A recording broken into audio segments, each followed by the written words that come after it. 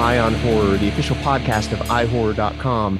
This is episode 61, otherwise known as season 4, episode 4. I am your host, James J. Edwards, and with me yet again is your other host, Jacob Davison. How you doing, Jacob? Doing good. Feeling really comfy in my brand new Don't Panic dinosaur pajamas. By the time I got there, it was all extra small. I'm like, oh, I guess my dog can get pajamas, but...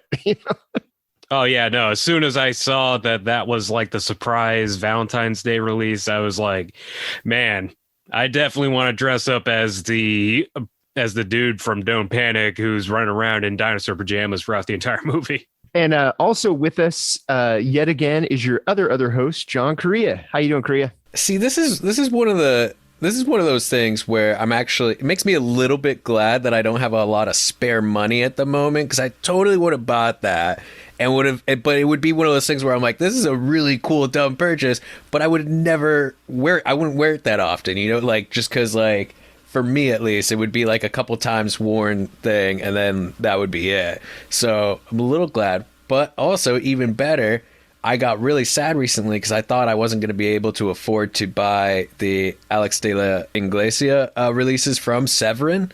And I got really sad. I was trying to like figure out money wise, like how can I get this? And then I realized I already pre-ordered the March package way back in December. I was like, oh, that's one of the reasons why I almost have no money right now, is because I already pre-ordered it. So I feel great. That was a great revelation this morning, was that I already have some awesomeness coming my way. Yeah, you got to keep track of your pre-orders, man. Especially since I'm moving soon. Oh, I got to move all that stuff around. And also, these were relatively inexpensive. I mean, it was only $25 for the shirt and pants, which, that's not bad for pajamas. Yeah, no, I mean, that's pretty inexpensive, really. That's what I noticed when I was shut out of buying them, because I have the COVID-19, so I couldn't fit into extra small. Yeah, right. They're cheaper than a pair of Cavity Colors joggers. Yeah, that was my thought too. But Cavity Colors joggers are totally worth it. And I told you guys I got another they absolutely pair, right? are. I was making a statement about how inexpensive the pajamas were, not how expensive Cavity Colored joggers are. I've got 2 pairs too. Yeah. Such quality on both ends. Love it. Please give us more casual wear to wear at home on the couch. Yes. With an elastic waistband, because I have the COVID-19.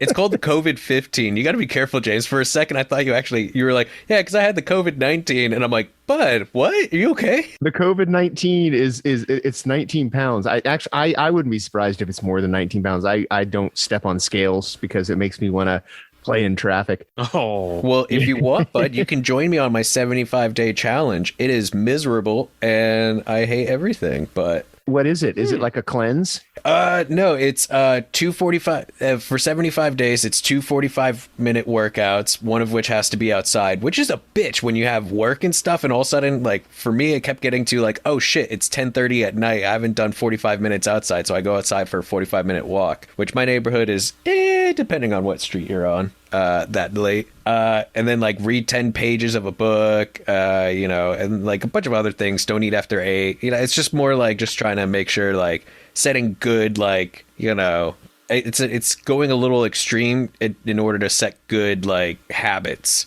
is what I keep telling myself. I would just take Loomis on the 45-minute walk every day, and he would love that. And that would tire him out too.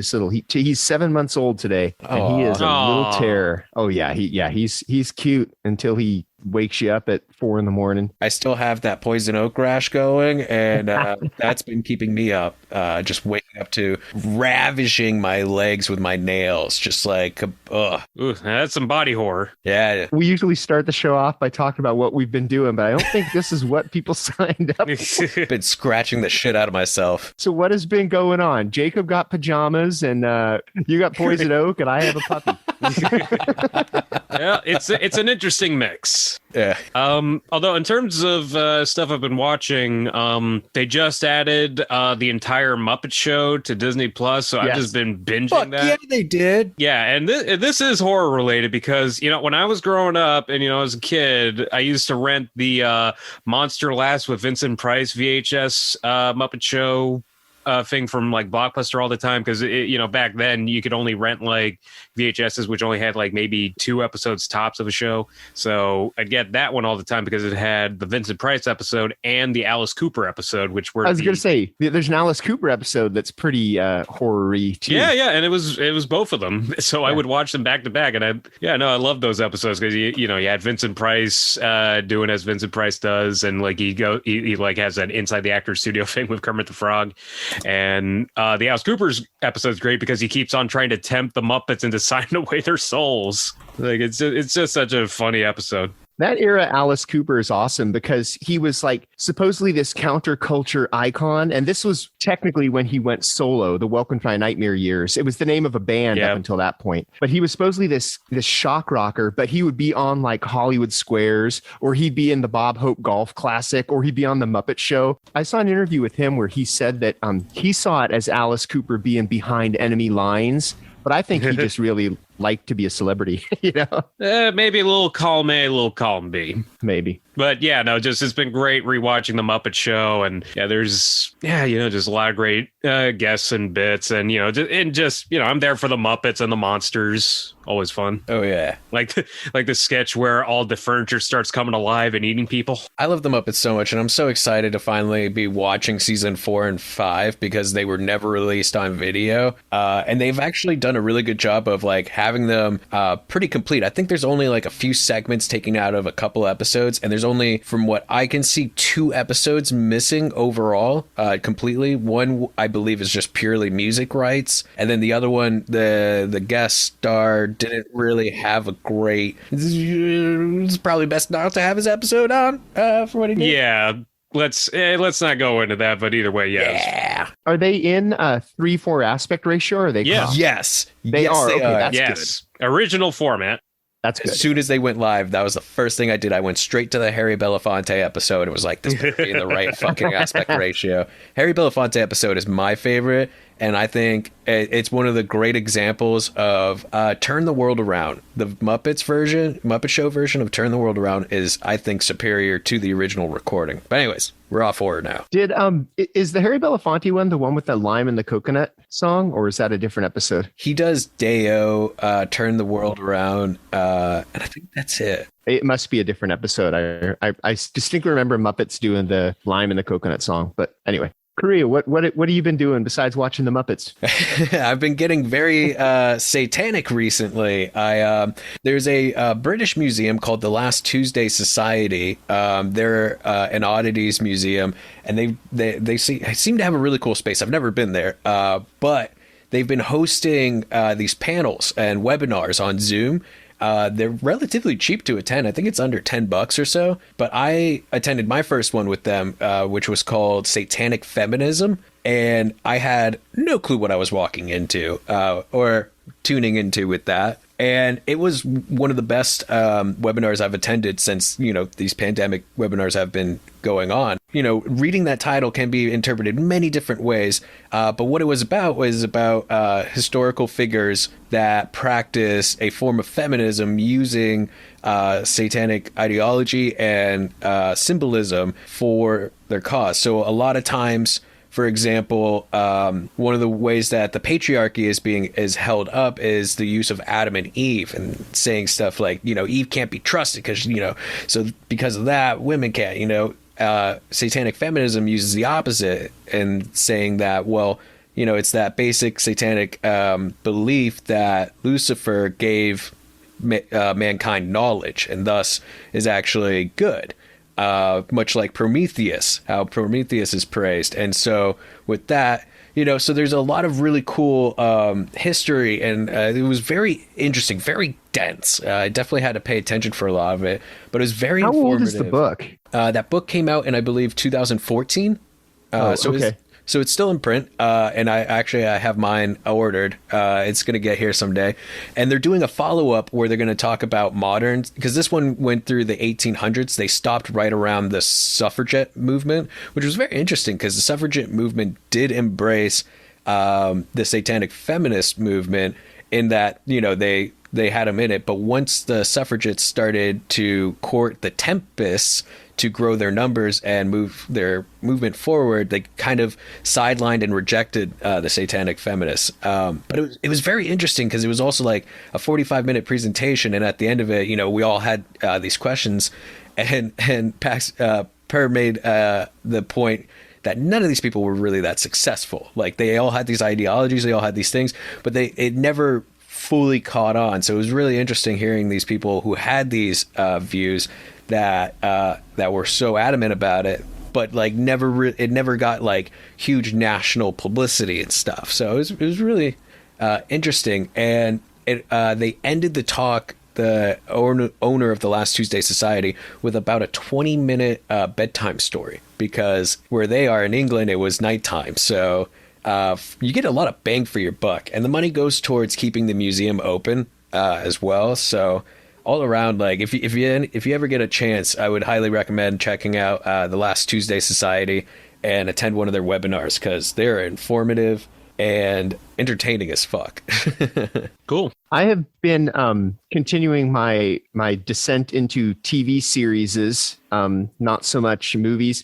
I have started re-binging The Sopranos, which this is probably my 4th time through. And what makes me want to rewatch it, I've discovered this. The most effective parts of The Sopranos for me have always been the deaths, the killings. They're just so, some of them are just people getting shot in the head, but other ones, there's more to it than that. And that's what actually made me want, I don't want to spoil anything for anyone, but there's one execution where, and it's actually pretty early in the series, where Tony, it's a guy who tried to kill one of his associates. So he brings him to this snack bar, and he gets him to tell him what he knows. And then he says, so actually I said I didn't want to spoil it, but I'm going to, because this is over 20 years old anyway. And he says he goes, I'm thirsty. So he gives him a diet soda, and he drinks it. And he goes, how is that? He's all, it's fine. He goes, are you sure that diet soda is the last taste you want to have in your mouth? And he just blows him away. And it's the things like that Tony Soprano is so ruthless in how he does things. And that's what makes me want to watch the whole series over again. And I'm about halfway through this new watch. But the one movie that I have watched since last time we talked is a Shudder exclusive called Shook. Either you guys seen Shook? I haven't seen it, but I did see the trailer. It's kind of interesting. Going into it, I was expecting something kind of like Host, and it's not unlike that. But what it is, it's about a social influencer who, for reasons that are spelled out in the first scene, she opts out of a live stream that some of her influencer friends are doing to take care of her sister's dog. And shit goes crazy from there. And it's really interesting the way that it's presented, because a lot of it is screen stuff, because she's watching their live stream while she's taking care of this dog. So she'll be sitting on a couch in a dark room with her computer in front of her. And then her friend's live stream will be projected on the wall behind her. So you see what she's seeing, but you also see her watching it. It's really interestingly done. And then there will be like chat room stuff that will just appear in things that she's looking at. So it was pretty cool the way that they did it. It was not like Host. Host was like, hit record on a Zoom session and go. But this was they just superimpose things sort of like Searching, I guess, but also I've seen other movies do it as well. But it's pretty well done. It's there's a few moments in it where you're just sitting there going, come on. It's like it gets to that point in a few places because it takes a few left turns. But if you go into it just expecting, it's kind of like a modern day slasher, I guess. But it's if you go into it, expecting the unexpected, it's pretty enjoyable. Did it leave you shook? They do the Peter Griffin thing where they say the name of the movie. It's pretty early on, and she goes, "This whole thing's just got me kind of shook." It's like, she said it. Got the title line. Was it Upright Citizens Brigade that had the skit where this guy's like, oh yeah, I had the title line in that movie. What? Yeah, I had the title line in Star Wars. What do you mean? And he like brings in this clip, and it's like, yeah, it was Upright Citizens and he's Brigade. Like, oh man, I'm just so tired of all these Star Wars. Yeah, I remember that bit. I read an article, a guy who live stream or live tweeted his screening of I, Frankenstein. And when it gets to the end where he says, I, Frankenstein, he says all movies should end by saying the name of the movie. And this was, I think, 2014. So he's like, Sandra Bullock, it sure is great to feel that gravity. Amy Adams, this has been an American hustle. He's like going through all these different ways that people could say the name of their movies. Man, it really was a cannibal holocaust, wasn't it? And all this happened on Halloween. Speaking of title drop or movies that use the title drop, I also recently watched the new Nicolas Cage movie, Willy's Wonderland. Ooh, how was that? Well, look, it was a movie that promised Nicolas Cage fighting evil animatronic animals, and it gave me a movie where Nicolas Cage fights evil animatronic animals, so I liked it. Just anytime. How was the movie? Well, just anytime you start off with that, it's just like, oh man. But it sounds like it delivered exactly what it promised. Yeah, exactly. That's the point I'm trying to make. It delivered on the promise. So I got to see Nicolas Cage beat the ever loving fuck out of evil animatronic weasels. Listen, I wasn't looking for a Citizen Kane with that premise, So as long as it delivers on what it promises, I'll be happy to watch it. Yeah. And I was happy to watch it. It was fun as fuck. Yeah, but no, yeah, it was a lot of fun. And I also had a lot of great creature effects work. So, no, I'd recommend it. And one other screening I wanted to bring up, it was the 5th anniversary of one of my favorite screening series in Los Angeles and now online, Cinematic Void. And I was actually at the first, so it was very fitting that they decided to replay the first movie they ever screened.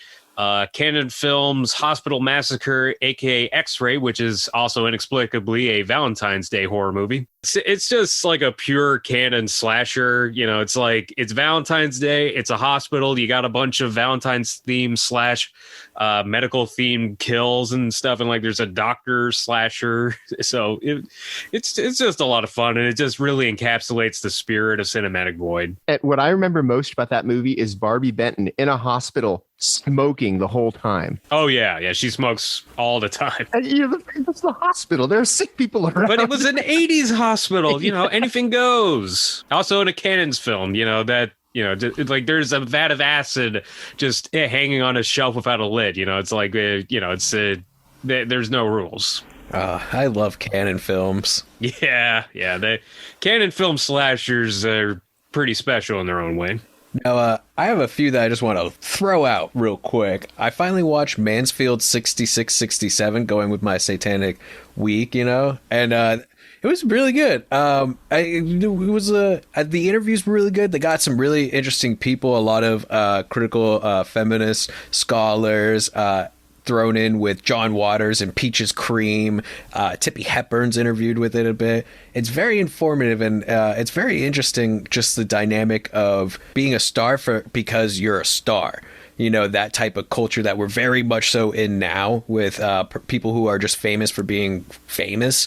The Kardashians. Yeah, and Paris Hilton. Yeah, influencers. Yeah, and Mansfield was one of the originals, so it was very interesting doing that deep dive into her life, which I really enjoyed and highly recommend. I also, going with Satan, finally watched Hammer's The Devil Rides Out, and I am so disappointed in myself for not watching this sooner, because this has to be my favorite Hammer film now. It is so good. The movie just jumps right into it. You got Christopher Lee being the good guy and just taking on the satanic cult, and it is absolutely phenomenal. It is nice and tight. The practicals are a lot of fun. There's a lot of really fun aesthetic looks with it. The cinematography is just absolutely gorgeous. I highly recommend any and everybody to buy that Scream Factory Blu-ray, or at the very least watch it on Shudder, because The Devil Rides Out is just so much fun. Gonna put that on my watch list. Definitely.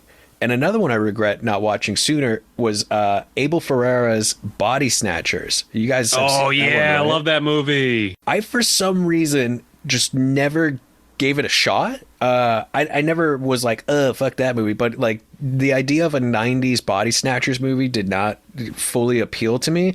So I finally watched it, and I had, oh man, not only did that movie have so much good practical effects and body horror in it, but like it took this like very global idea and really made it intimate and keeping it in a small town. There were some not so subtle things about conformity and the military base. Yeah, the military industrial complex and all that.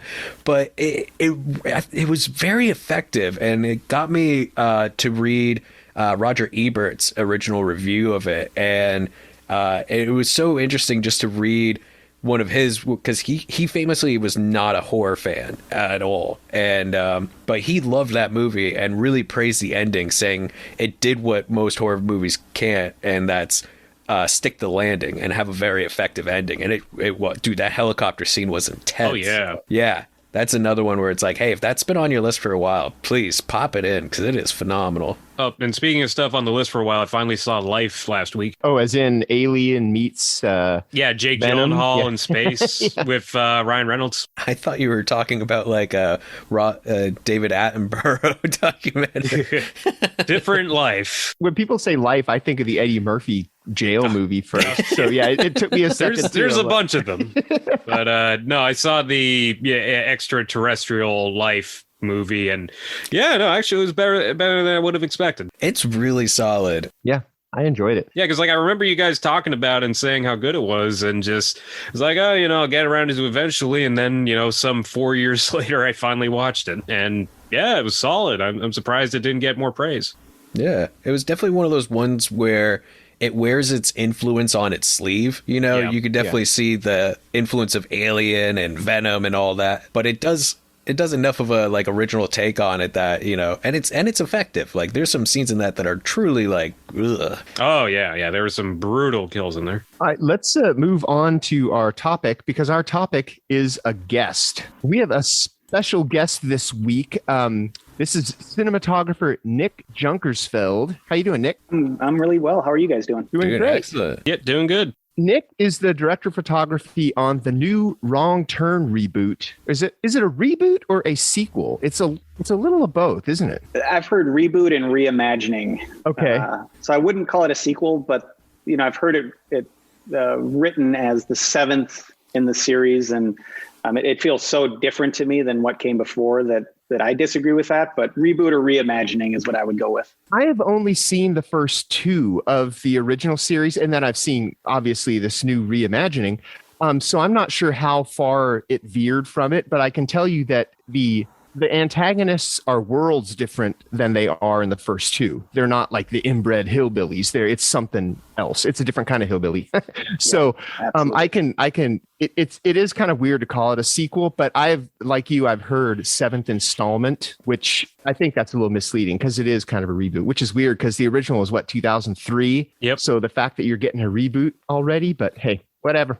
18 years later. Yeah. Yeah. That's a difference. That's true. 2003 doesn't feel like 18 years ago, but here we are. Yeah. And I mean, they all have the same core concept of people making a wrong turn. So, I mean, it's not veering too far off the path, unlike its main characters. So true. So true. Pretty much.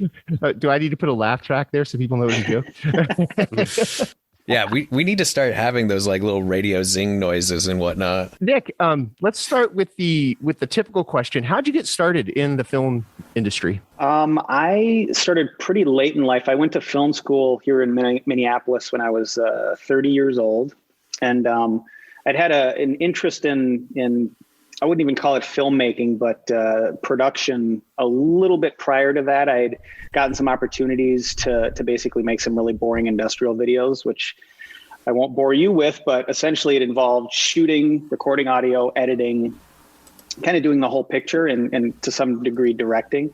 So I sort of got this 360 degree view of the basic process of making something.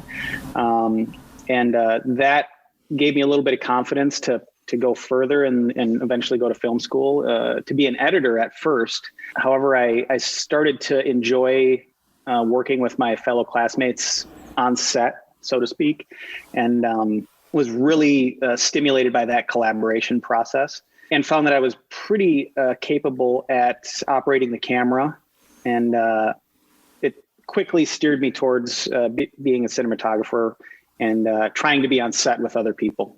I mean, if you don't mind me asking, you say you went to film school late in life when you were 30. What did you do before that? I mean, what kept you? Because I'm the same way. I went to film school late in life, and it's because I wasted 15 years of my life trying to be a rock star.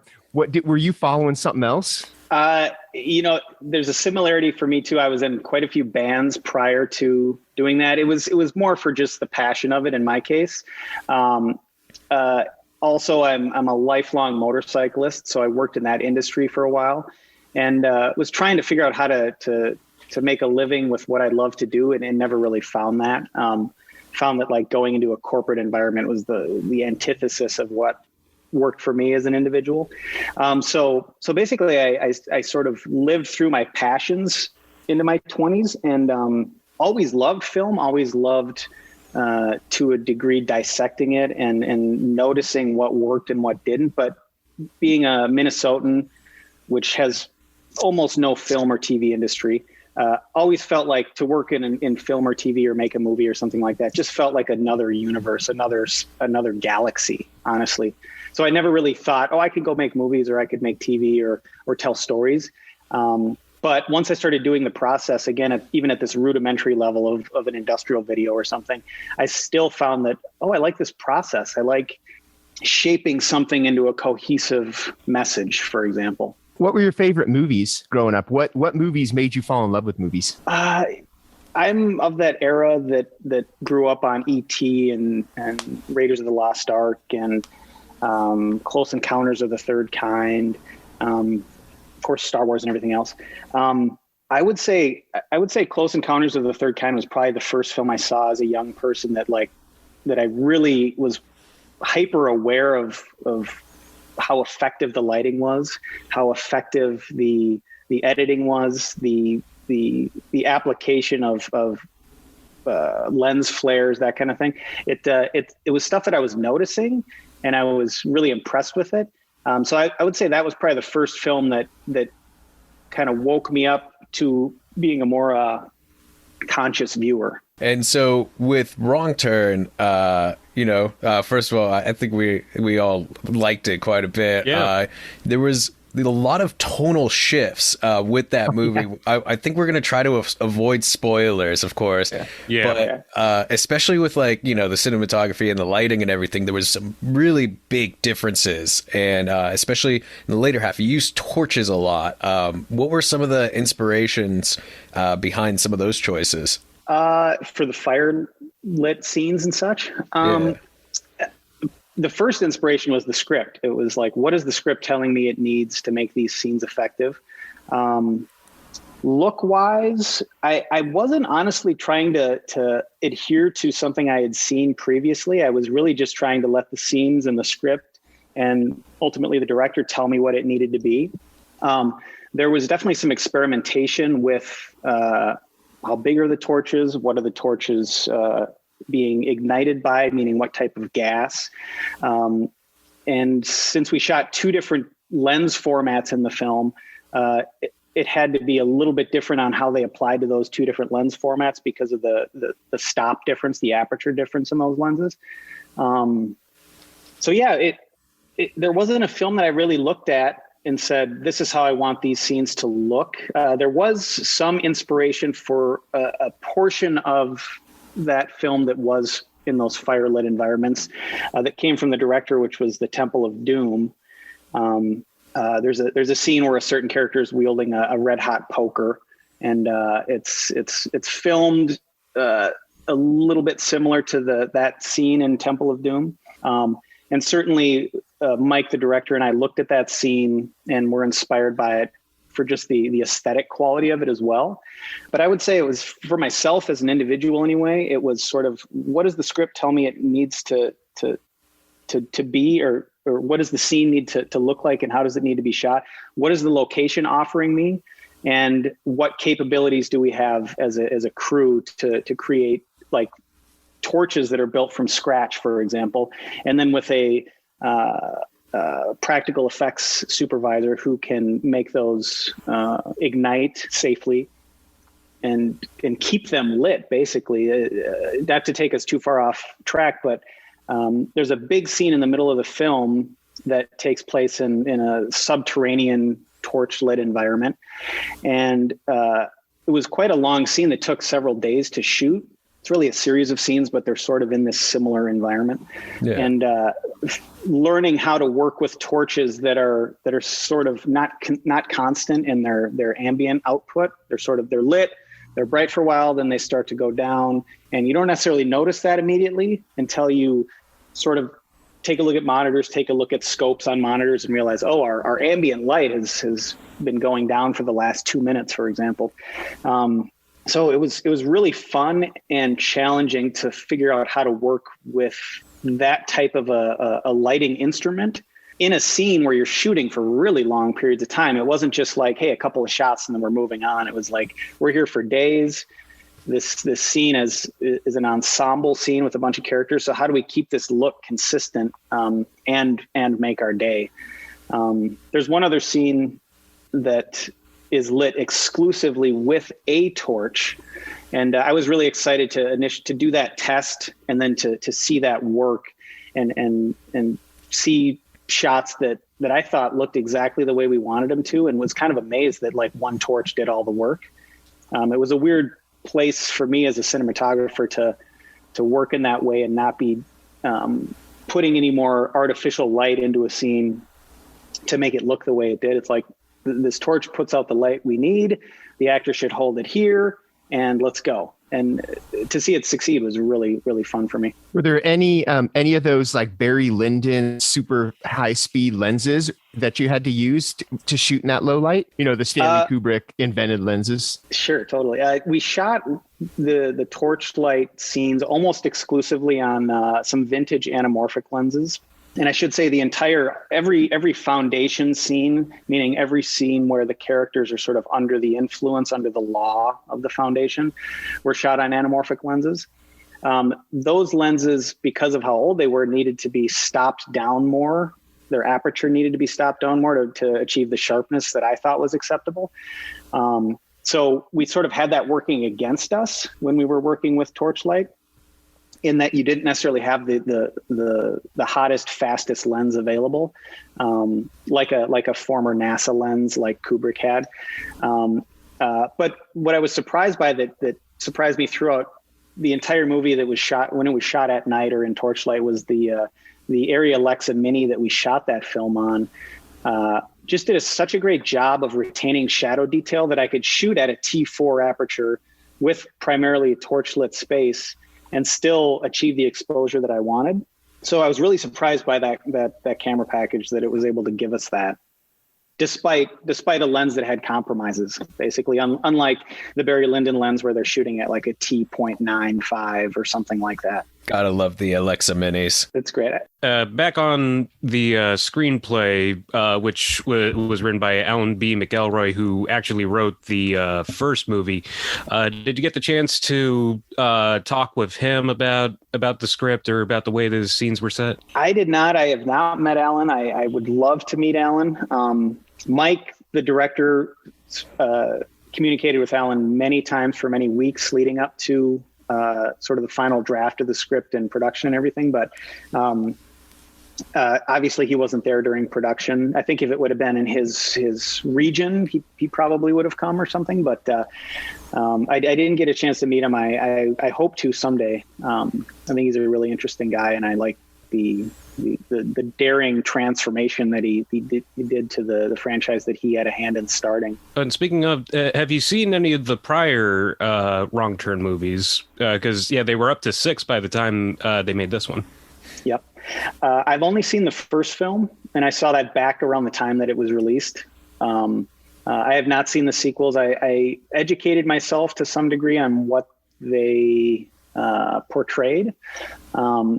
But once I read the script and understood that basically Constantine Films and Alan's script were just like wiping the slate clean so deliberately, didn't want to have any, throwbacks to the previous films, although there's a couple characters in there that have this similar names.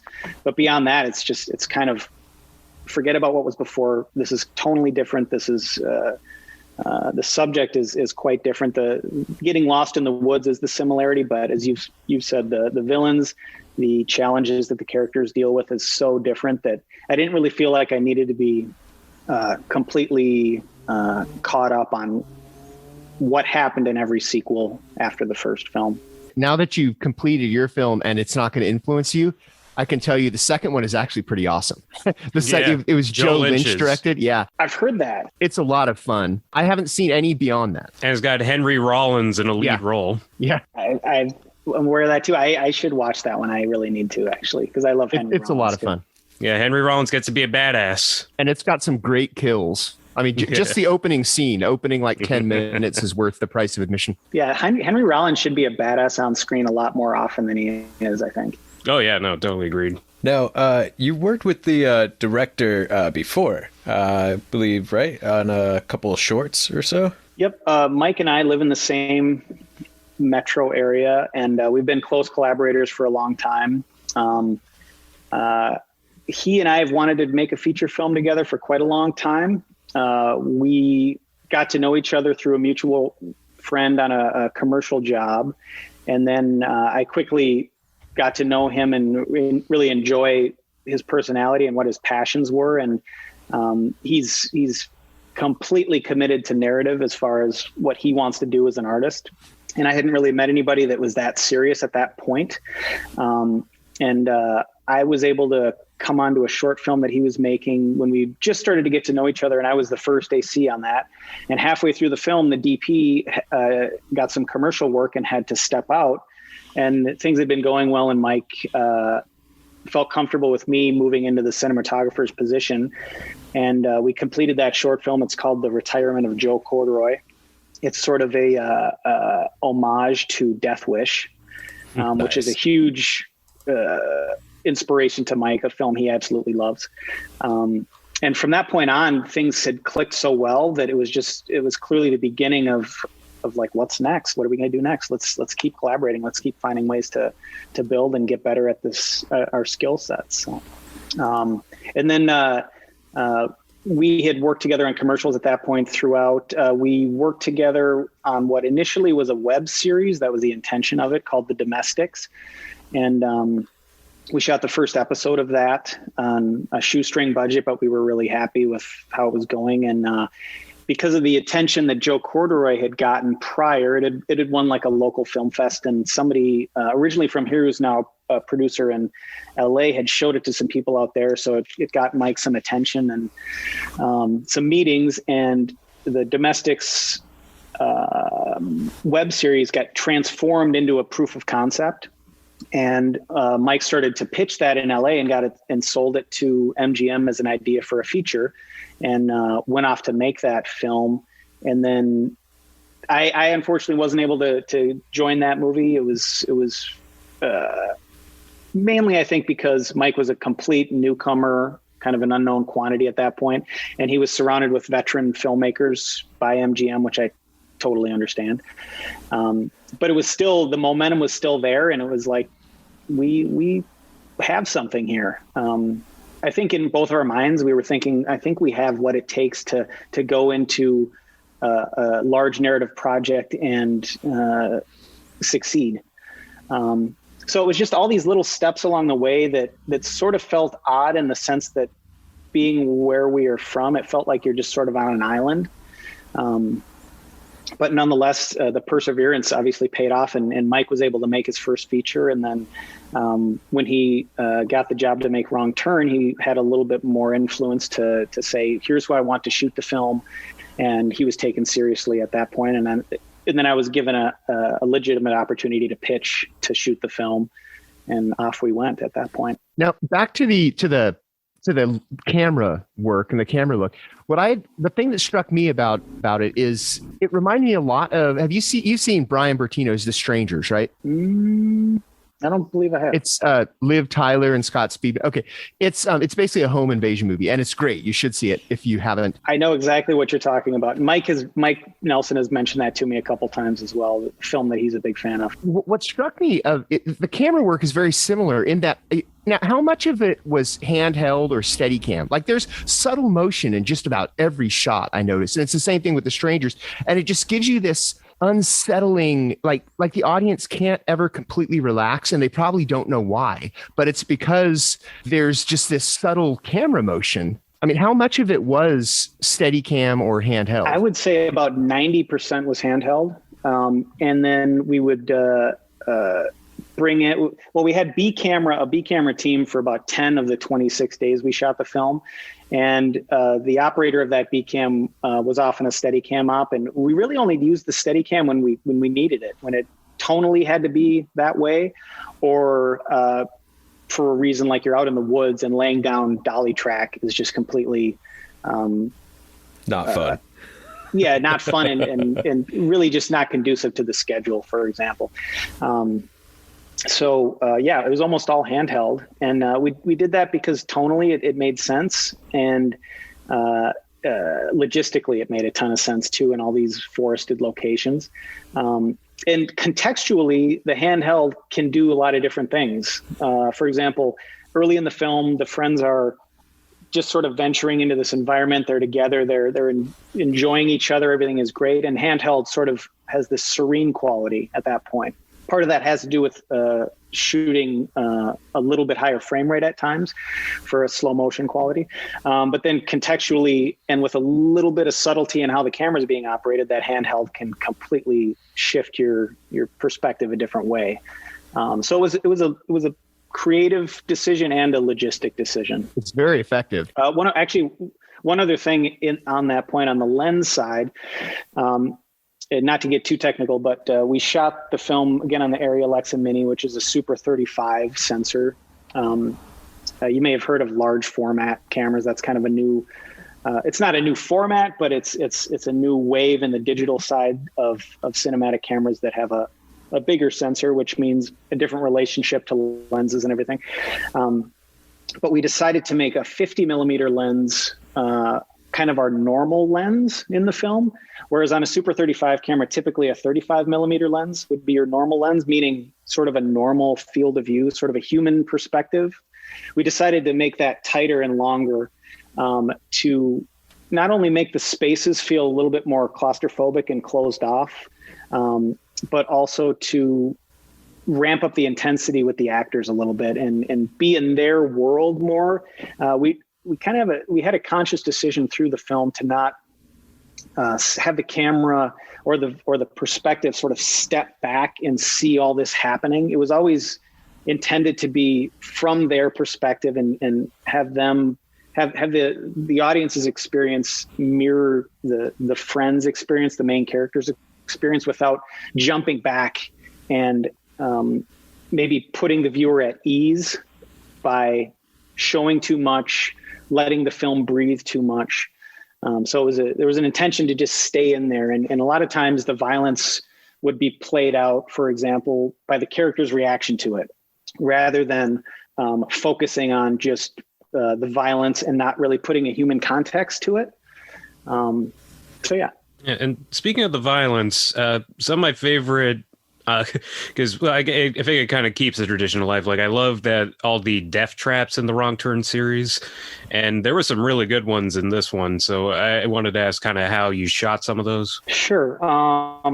It was kind of a mixed bag depending on what it was. There's one particular trap in the film that's just a kind of a horrifying, heavy. I don't want to spoil too much, but it's a large, heavy weighted trap that you would not want to fall on you. Mm-hmm. And that was a case where we brought a large jib arm into the woods because we had to do this shot around that trap, which is sitting 15, 20 feet above our actors.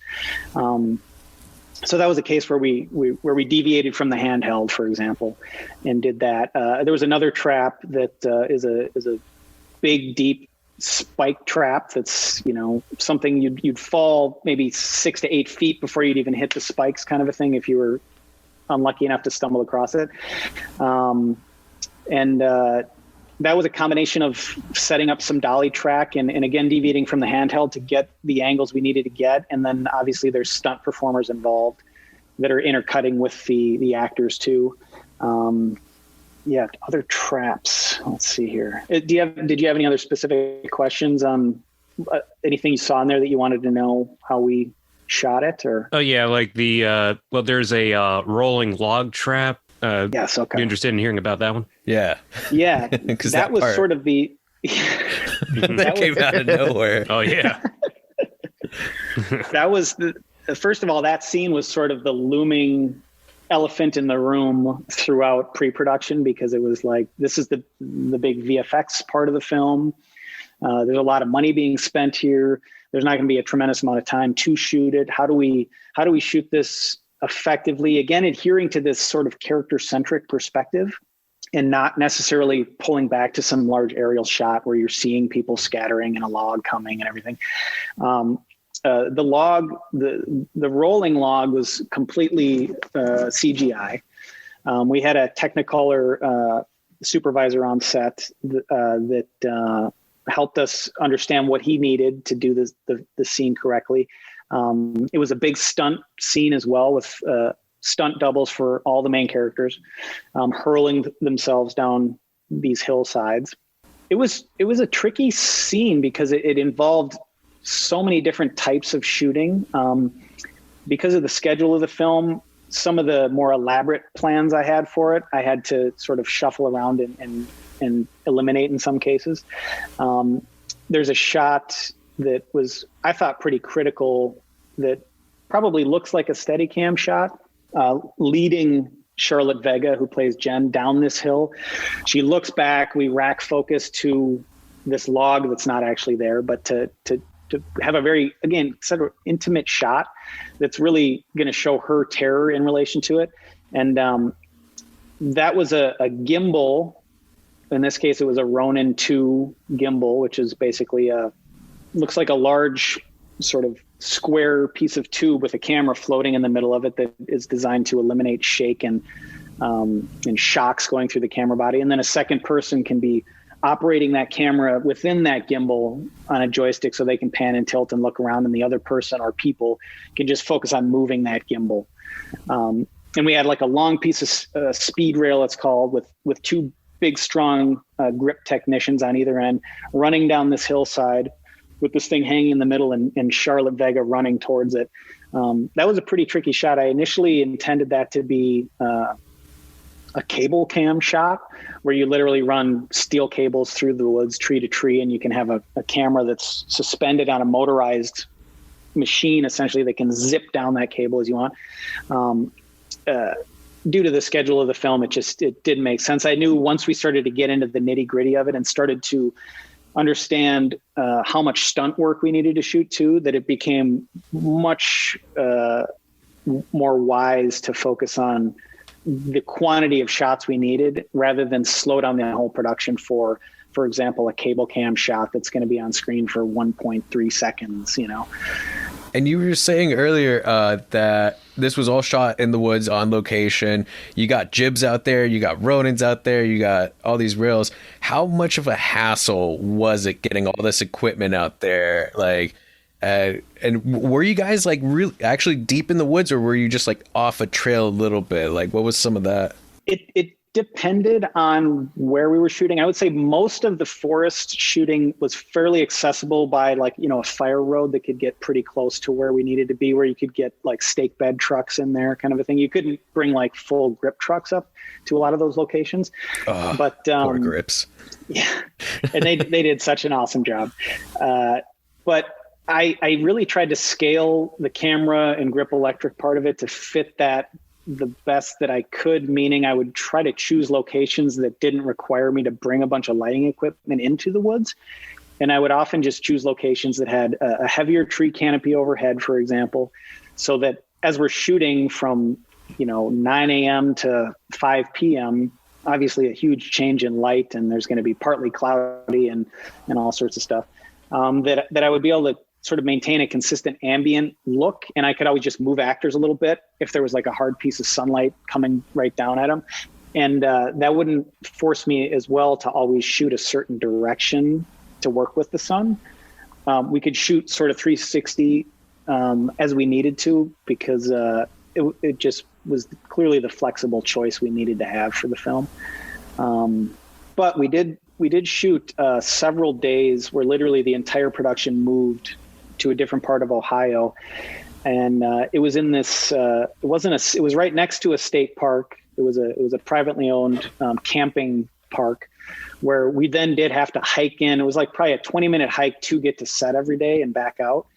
And that's where shooting handheld completely came in handy. We did bring in some LED lights that were battery powered if we needed them.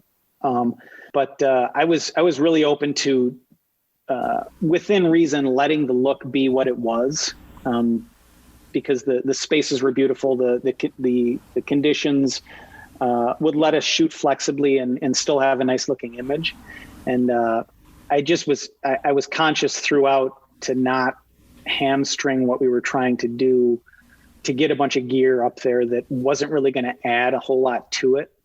I tried to save that for the scenes that really, really needed to be lit. Yeah, because I've done a lot of grip work, and it's always whenever I see outdoor thing, I'm like, ooh, hey production, what is this looking like, bud? Because I don't want to be trucking that much on my back.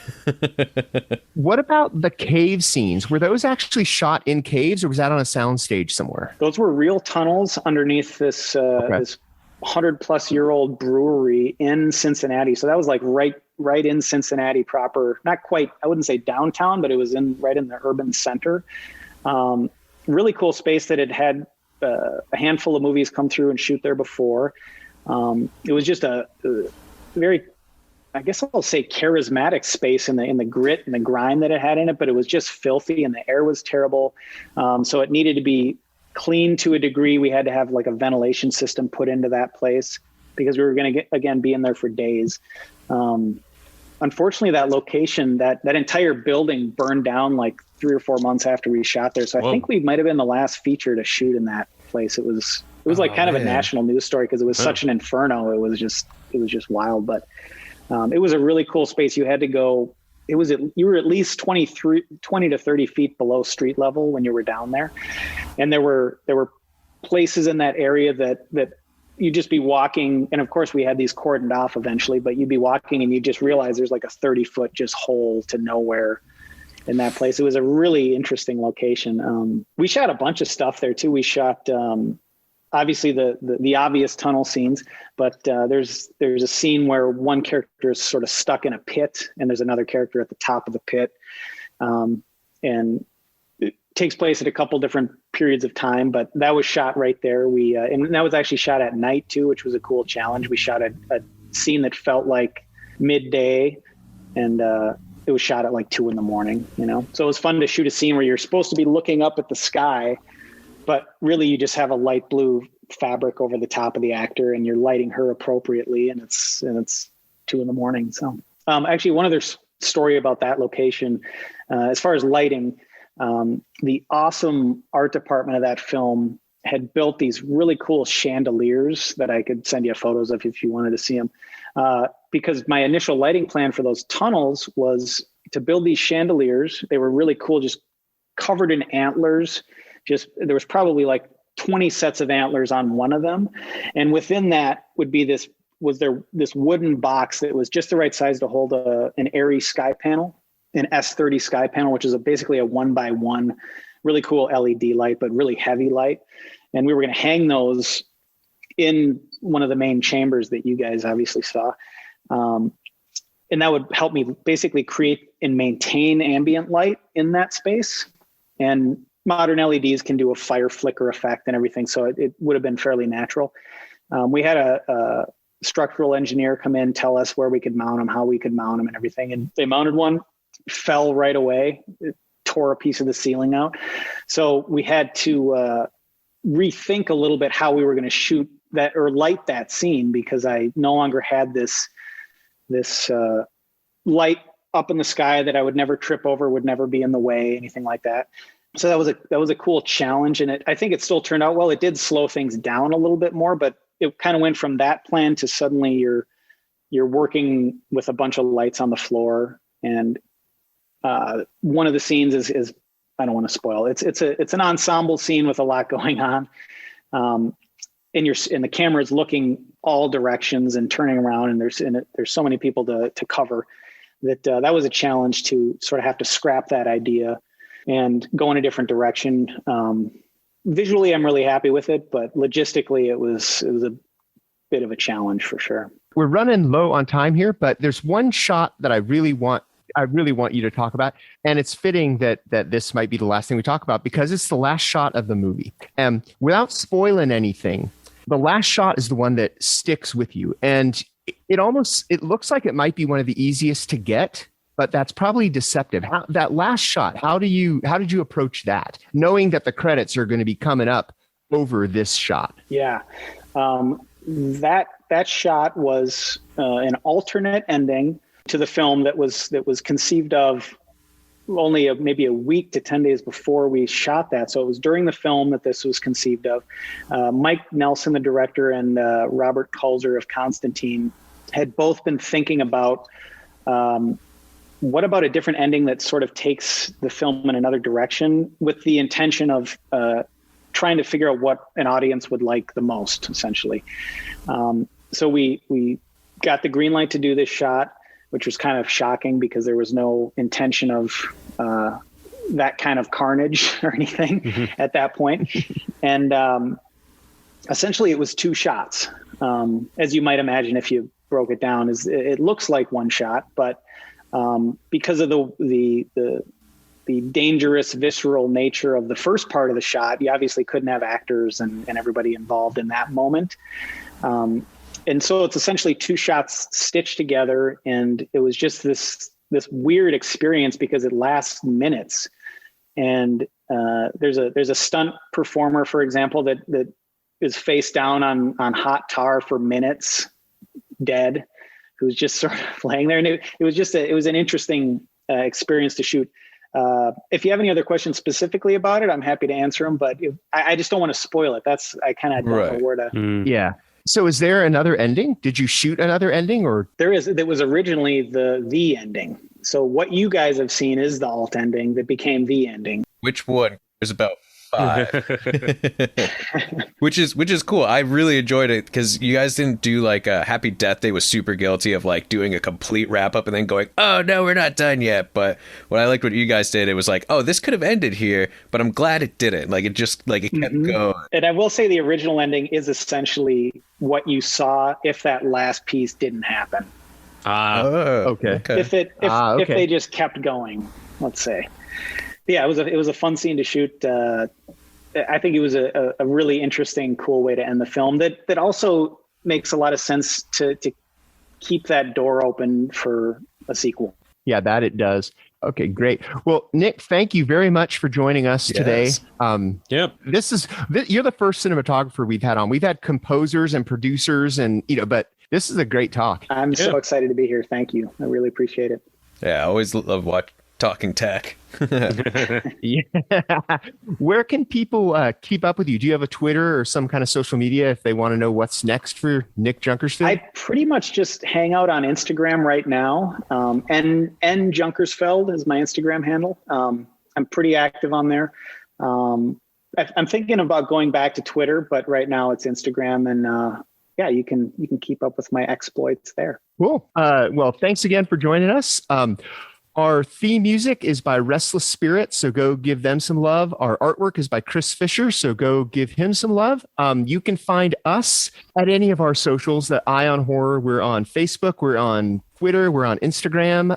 There's a letterbox page now that Korea made. I just make lists. You can also find us at ihorror.com. And the iHorror Facebook page. We're not hard to get a hold of. So, thanks for joining us, Nick. Thanks for joining us, to the audience, for listening to us. And we'll see you in a couple weeks. So for me, James J. Edwards. I'm Jacob Davison. I'm Jonathan Correa. I'm Nick Junkersfeld. Keep your eye on horror.